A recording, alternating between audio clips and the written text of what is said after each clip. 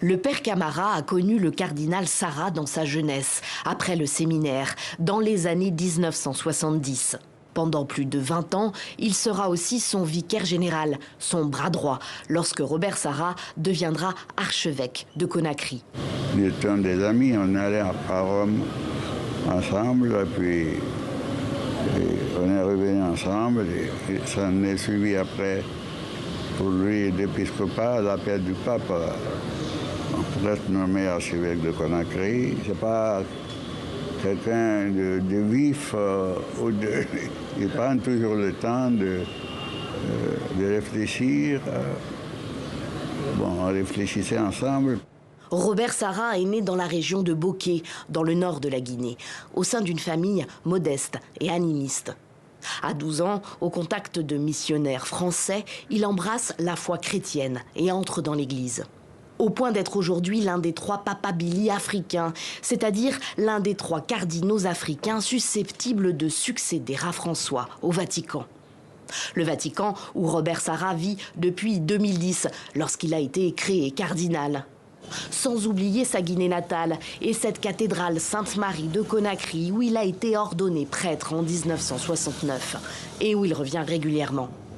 La dernière fois, c'était en janvier et il a rencontré, comme à son habitude, le père Mansaré, président des prêtres de Guinée et animateur de radio à 16h.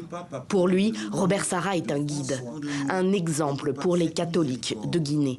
Il a beaucoup étudié, il est plein d'expériences. Donc il voyage actuellement, il fait des conférences par-ci, par-là. Et c'est quand vous lisez ces conférences, vous lisez ces écrits, voilà, et vous vous rendez compte que c'est un homme de cerveau. La population guinéenne compte entre 5 et 10% de catholiques. Alors bien sûr, la communauté, à l'image de Gérard Bangoura, qui a étudié la Bible au contact de Robert Sarah, espère beaucoup de lui, au-delà de la force du symbole de voir un Africain et un homme noir devenir pape.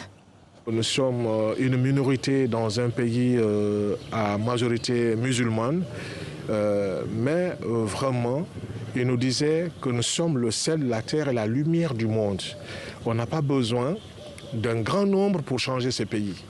Il nous dit que vous pouvez, tenez à la vérité, vous pouvez changer ce pays. Il tient à conserver certaines valeurs de l'Église catholique, les racines. Donc voilà un peu, on le compte souvent du côté des conservateurs, ainsi de suite, mais c'est un conservateur positif.